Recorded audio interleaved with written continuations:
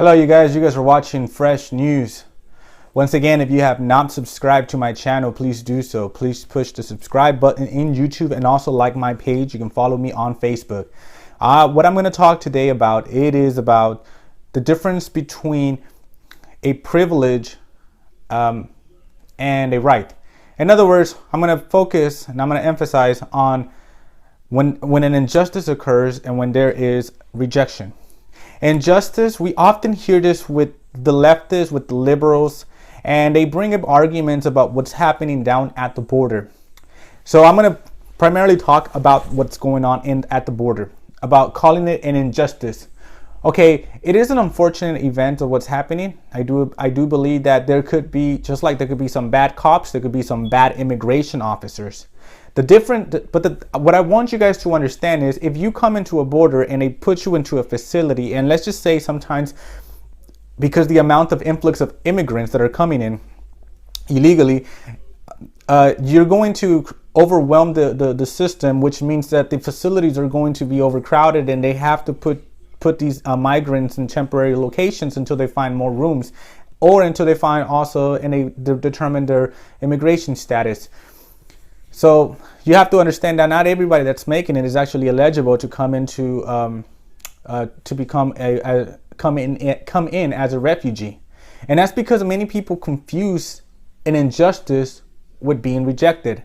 So if you want to categorize being rejected as something injustice, I think justice is something that it must be deserved. You know, anything that you have to earn justice.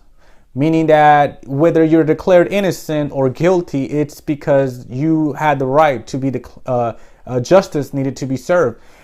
And however, but there is something called asking for a favor, or that is where the Bible comes from. For example, we are saved by grace. It's not something that we deserve to be saved from. It was a gift from God. A lot of the things in this world are gifts, and a lot of the things we are entitled to a right. So when I gather my own, say if I invest my own money and I'm working for my own money, that is something that I acquired on my own. Therefore, that if somebody steals that from me, that is technically considered an injustice.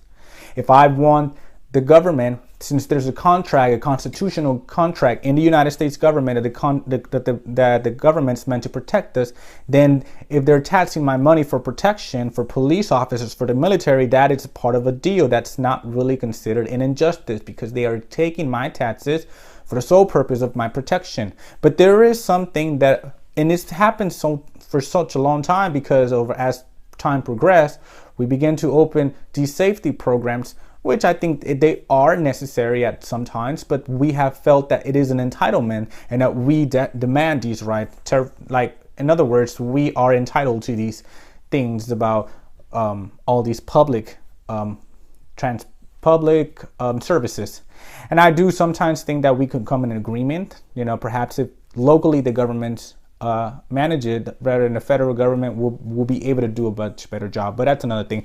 But what I do want to, so I don't want to get, distracted and go off course. Of course, injustice and in being rejected. If I like a person, if I like this girl, she doesn't like me back, I can feel hurt. I can feel sad about it. If you can feel depressed about it, if I really, really liked her and I put a lot of time and energy, but that was not called an injustice. That was considered being rejected. I think it's a little bit more different when promises are broken. However, when we are married and for some reason one of us breaks the marriage, I do feel that then there was something different that was considered an injustice in some way. So injustice and rejection are two different things. But unfortunately, today we have a generation that confuses an injustice with a rejection. And the thing is that we're not entitled to opportunities. Even in the Bible does say that we need to help out, but it never says how you demand to somebody to help you out.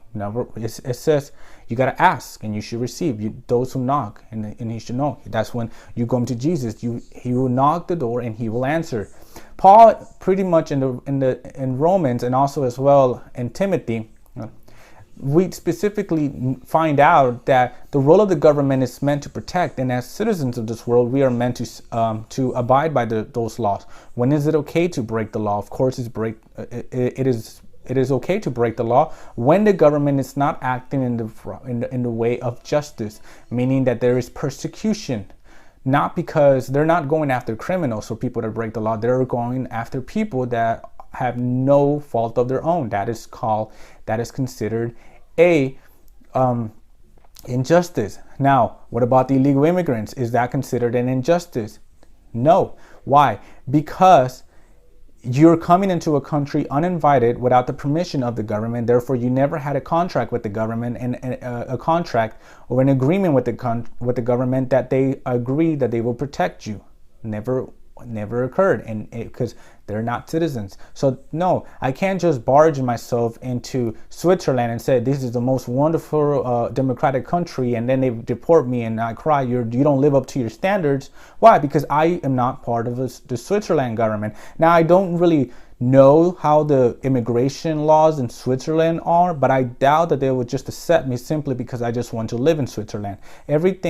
There's a difference, okay? Going back, there's a difference between being rejected and having an injustice done to you.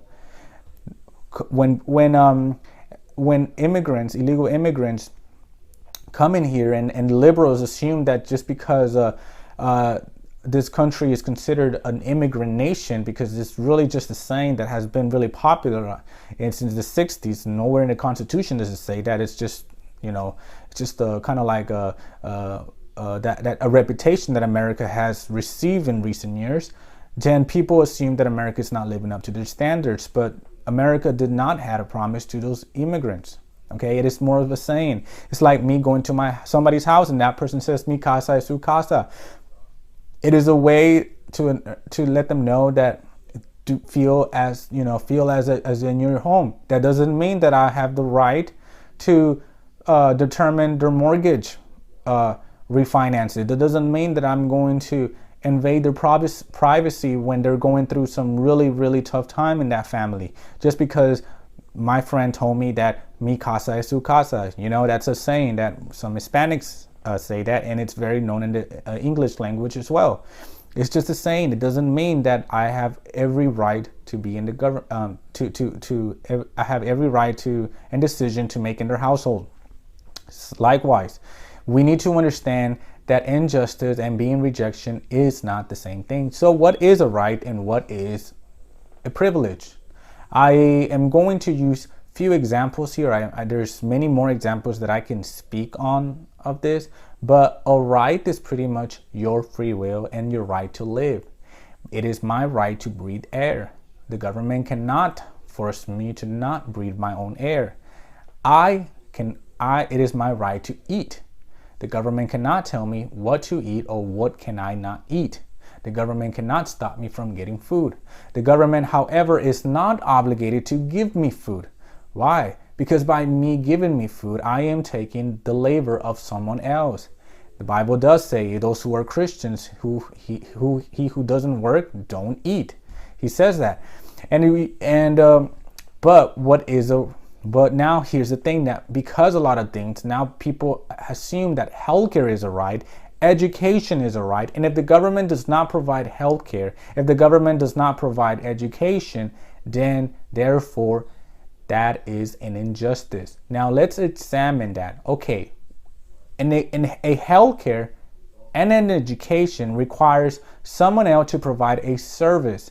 Therefore, they can't work for free. So who has to pay for it?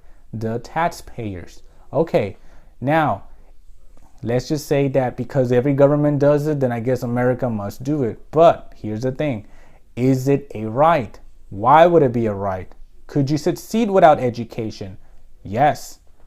Education is important. This is not to say that education doesn't matter, but you could do well in life without education. As a matter of fact, we know that many entrepreneurs and many business owners actually are far more better off by just being average students. So you don't need education.